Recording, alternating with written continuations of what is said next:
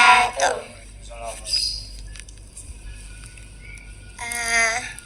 Bapak Andi Supardi, kami izin mendokumentasikan video dan foto untuk wawancara. Apa diperbolehkan?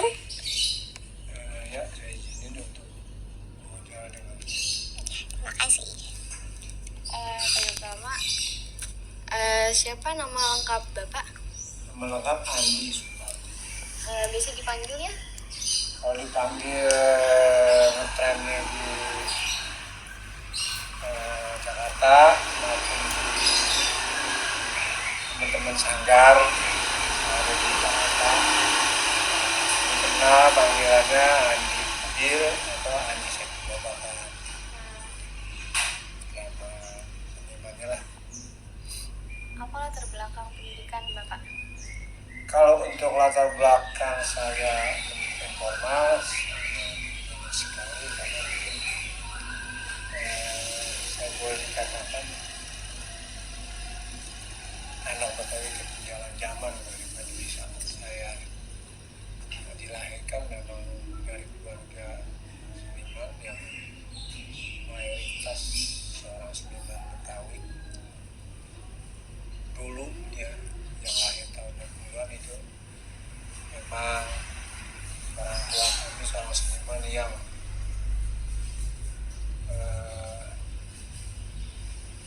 untuk mendidik anaknya ya mungkin perekonomiannya karena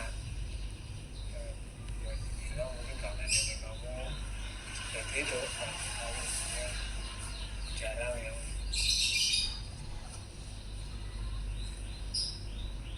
jadi tukang insinyur atau jadi tukang insinyur atau jadi pendidik yang tinggi, kecuali di zaman kalian sekarang ini diwajibkan untuk kamu sekolah yang setinggi gitu. Kalau boleh tahu, bagaimana cara Bapak memasarkan sanggar dalam teknologi?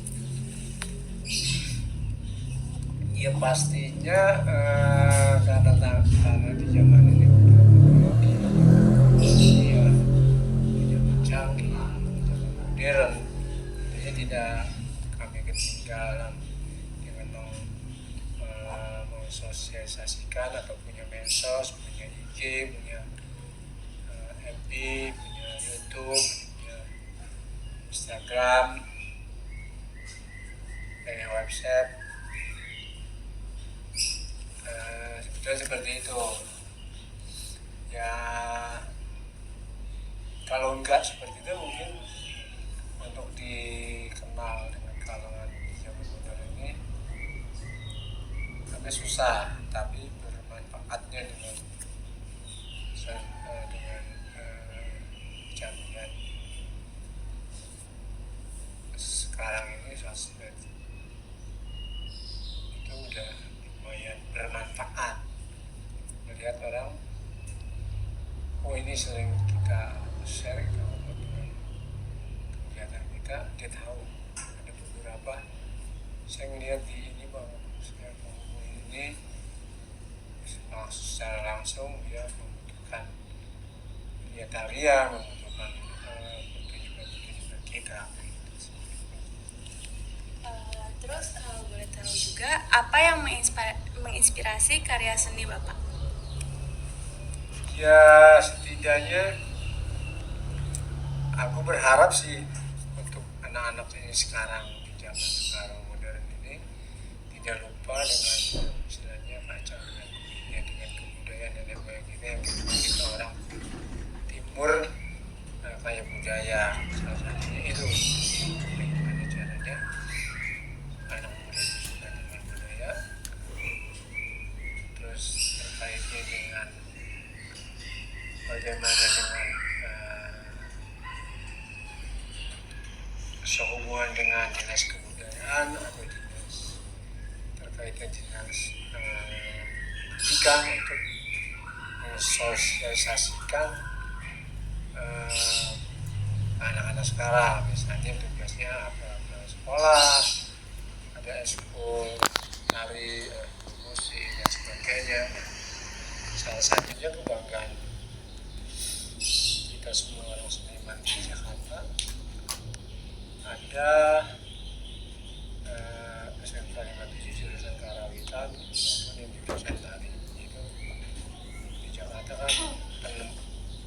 teman-teman ya, untuk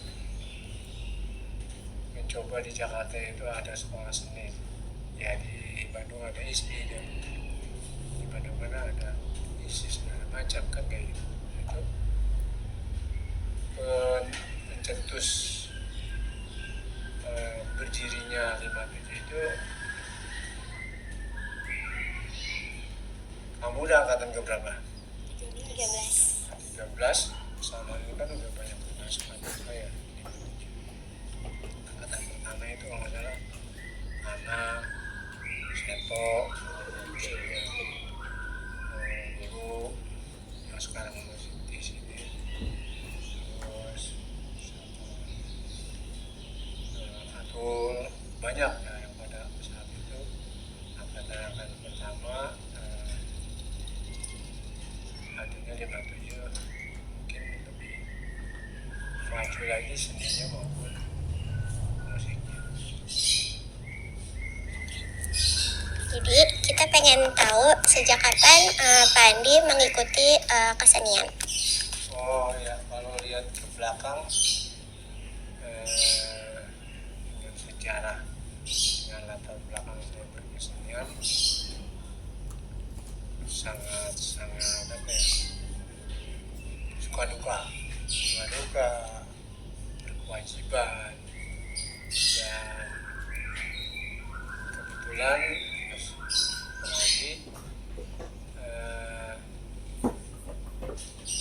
sejak tahun 74 udah berkesenian, dari tahun 74, dan kebetulan Bang Adi generasi ketiga dari pendiri topeng Betawi, kakek nenek Bapak Jibun bin Dorak dan Ibu Kina binti Irin. Mereka adalah seorang pendiri topeng Betawi di Jakarta atau di Depok. Itu didirikan sejak 1918.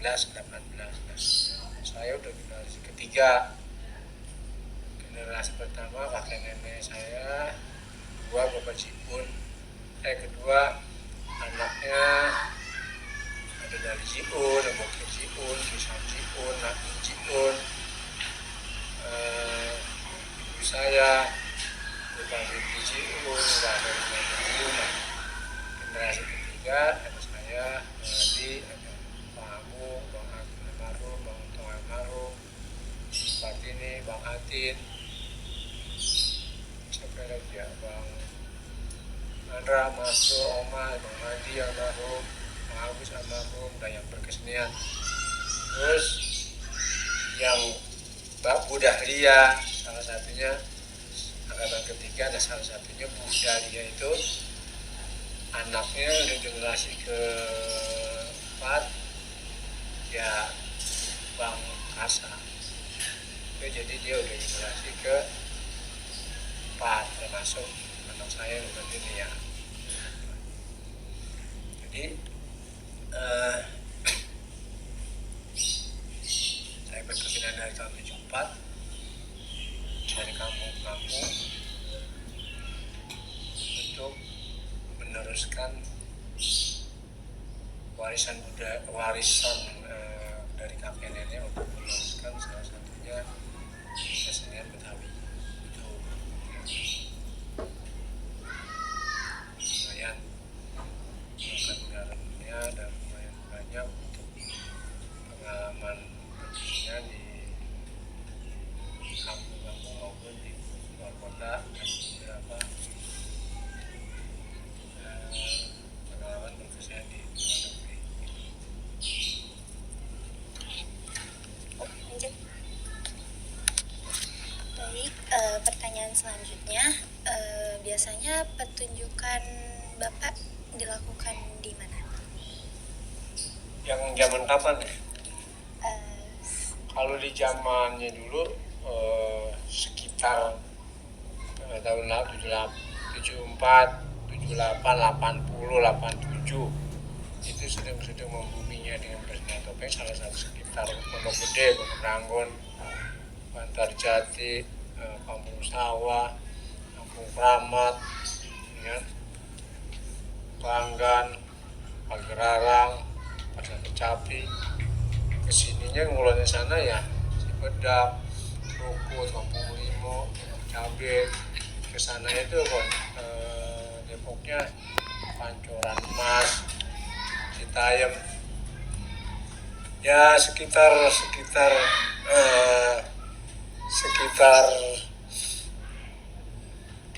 di seluruh kampung ya kita mengalami main kampung dengan dalam acara, ada setengah bumi, ada orang hajatan sunatan maupun kawinan, ada orang paulan, ada orang pesta-pesta di Slamet ya sekitar itu untuk berkesenian dari tahun 74 sampai 93-an.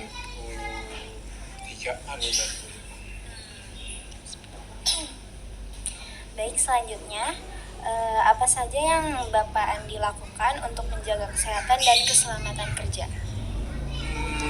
Mungkin menjaganya dengan keikhlasan, dengan hati, dengan senang, dengan ikhlas untuk berkesenian dengan sendirinya. Kalau saya bergerak dengan mengajar tari, mungkin salah satunya itu udah menjadi olah tubuh dan kuah keringat yang menurut saya termasuk olahraga. Mungkin salah satunya jaga kesehatan itu ya tentunya kita mengikuti pola makan. Zaman dulu masih mudanya memang itu tidak terkontrol dengan begadang. Pasti seorang seniman tradisi dan seorang praktisi seniman yang selalu hubungannya dengan berkesenian malam hari itu pasti tidurnya itu pulangnya subuh, tidurnya berkurang. Itu menjadi baru diomongin kamu udah batuk, menjadi salah satu jaga kesehatan. Bagaimana dengan begadang, dengan pituah apa paginya apa itu salah satunya kita selalu intinya mengikuti kesehatan ya, katakanlah olahraga, jamu, pola makan, nggak ada unek-unek, nggak ada pikiran, nggak ada beban menjadi mumet, pusing, banyak utang, misalnya itu bebas untuk berkesenian mungkin akan menjadi sehat. Ya, baik. Selanjutnya, hal apa saja yang berkesan selama Bapak menjadi seniman? Kalau berkesan banyak ya, kesannya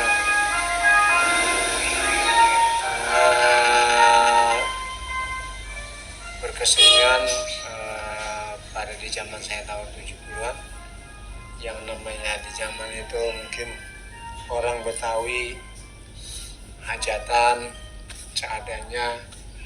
Orang hajatan itu intinya ingin mendapatkan keuntungan, orang kondangan akan memenuhi finansialnya, bayarannya itu topeng. Nah, kesannya banyaknya kesannya dengan perjanjian budgetnya, bayarannya. Sekarang misalnya katakan 500.000, perjanjiannya bisa paginya aja cuma hanya 200.000 atau 250.000 atau 300, kurangannya itu gimana caranya dia sampai dengan membuat saya berkesan itu dibayar dengan beras, separuhnya beras, berapa karung. Karena orang Betawi umumnya itu kondangan pakai beras.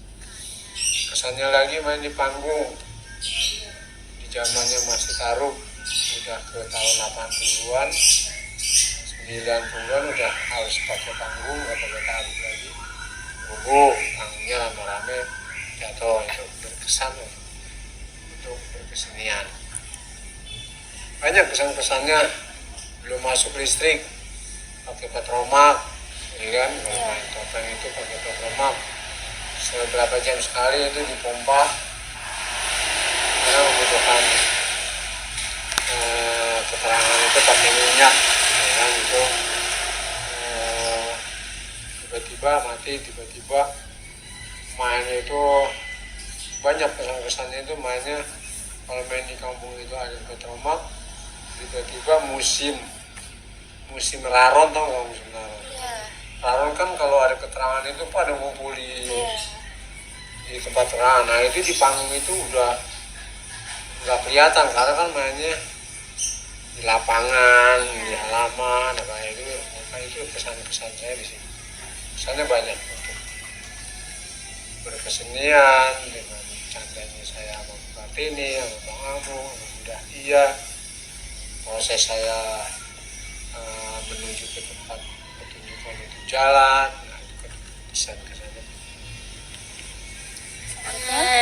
Pertanyaan yang terakhir, jika selagi ada waktu luang, kegiatan apa yang Bapak lakukan?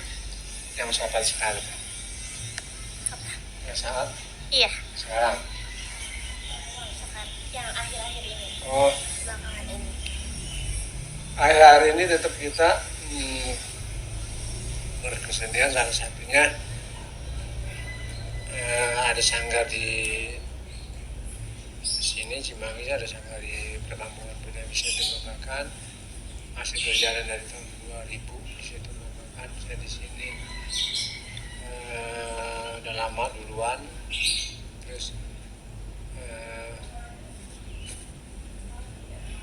selalu kita berkesenian mengikuti aturan main dan aturan program pemerintah, bergaul, sering bantu teman, sering berkarya, apa ya, misalnya saya di tahun 87 itu bantu dari angkatan tahun 87 di IKJ itu nongkrong bantuin posisi 1, posisi 2 sampai ke PSD. Nah itu saya lakukan seperti itu yang berkesenian sampai saat sekarang untuk berpengalaman, untuk banyak pengalaman untuk berkarya, bikin karya musik tari. Nah, akhirnya kita sampai saat sekarang saya perbendaharaan pengalaman banyak, jadi kita harus berkarya. Dinas Kebudayaan juga ada lomba karya cipta, ada lomba karya dari Betawi, jadi kita harus inovatif untuk kita berkarya di senian sampai saat sekarang. Ada caranya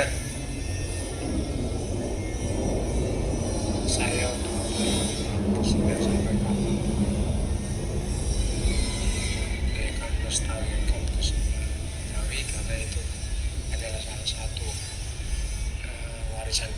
warisan dari kakek nenek untuk meneruskan. Dan di Sanggar Gendang Putra ini meneruskan dengan kepemimpinan saya untuk generasi kedua, untuk meneruskan warisan dari kakek nenek saya untuk berkesenian Sanggar Gendang Putra.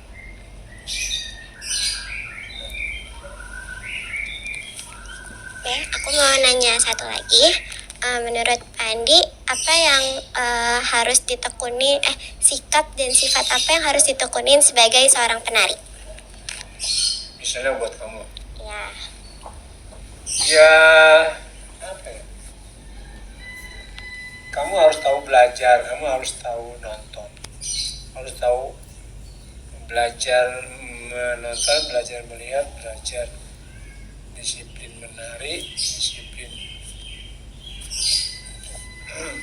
tahu itu sejarahnya tarian. Misalnya Ronggeng Blantek, kamu tinggalnya. Kalau menurut aku kamu udah kelasnya Rongeng Blantek udah termasuk hebat, karena di Rongeng Blantek itu gerakan punya topeng semua. Itu udah banyak, ada katakanlah ada 3 bagian. Pertama bagiannya rambut, itu pakdong ini udah mulai naik sampai dengan ke silat, itu mengekspresikan segala macam. Itu kamu harus benar-benar tahu sejarah, menguasai maknanya dan apa itu Ronggeng Blantek. Judulnya aja Ronggeng. Ronggeng itu apa sih? Ya kan, Blantek itu apa? Dan harus tahu judulnya dulu. Terus apalagi kamu di 57, nggak mungkin kalau di 57 kamu jurusan tari nggak tahu sebagai penata tari, nggak tahu sebagai penata musiknya siapa, dan harus bagaimana kamu harus cari tahu.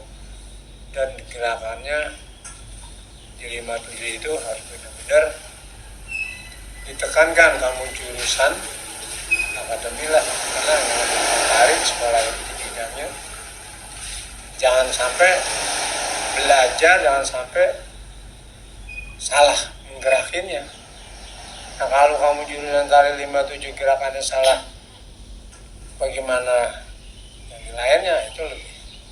Kecuali anak yang sekolahan masih toleransi, dia nggak tahu gerakannya, dia belajar sama siapa. Tapi kalau kamu nggak tahu dengan gerakan yang benar saja, yang benar itu dari Rongeng Blantek, dari sirih kuning, nah itu aku sangat-sangat wanti-wanti sebagai kamu gurunya kamu itu siapa, ya benar-benar harus tahu siapa penata tari. Belajarnya sama penata tari, jangan ke muridnya ingin kurang, ingin kagak bener, gerakannya salah, bajunya nggak tahu, penata tarinya siapa, alat musiknya apaan, nah itu salah banget. Aku balik ke kamu, Rongeng Blantek iringan musiknya apa?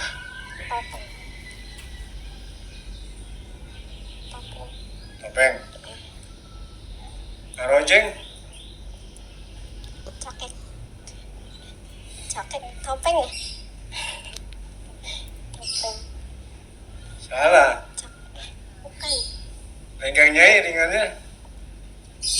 Gambang Kromong. Anak ganjan iringannya? Gambang Kromong. Topeng gong iringannya? Topeng. Bukan. Nah, itu harus tahu.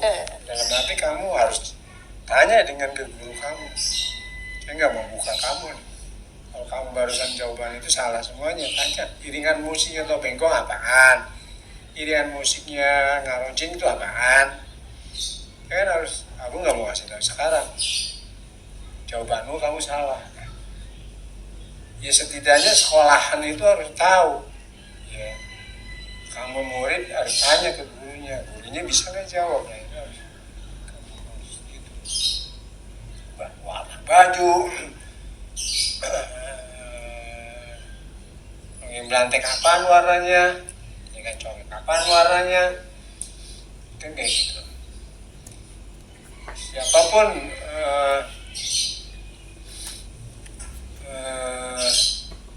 saya paling tegas orang yang suka menyepelekan dengan karya orang, gerak, baju, segala macam, itu paling komen, nggak suka, paling komen, paling bantai habis.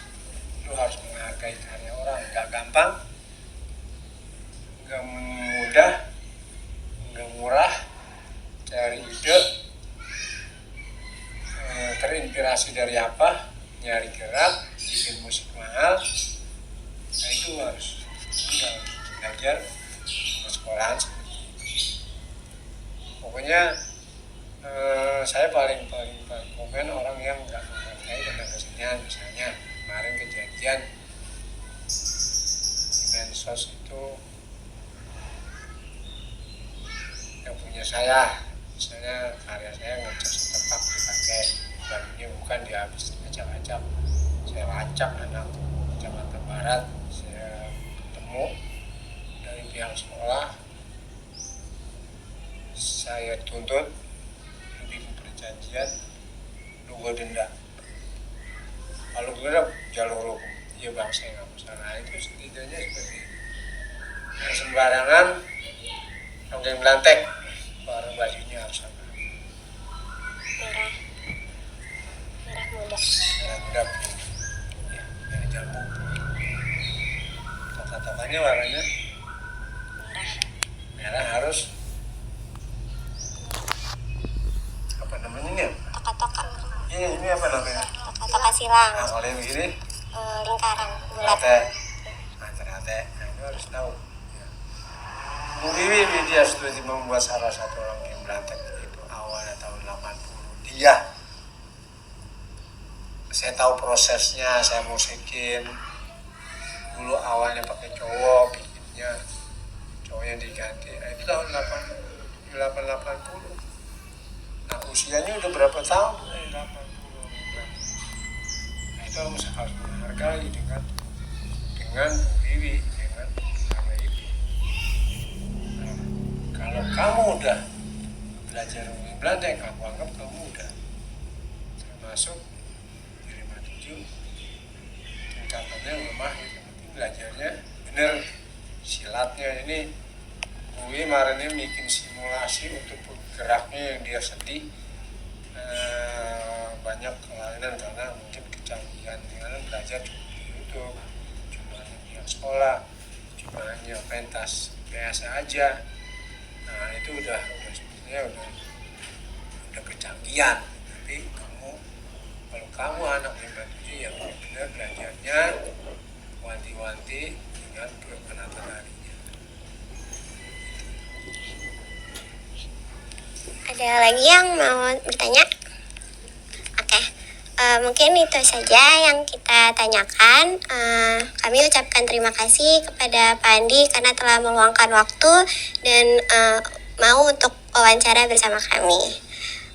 Kita akhiri. Wassalamualaikum warahmatullahi wabarakatuh.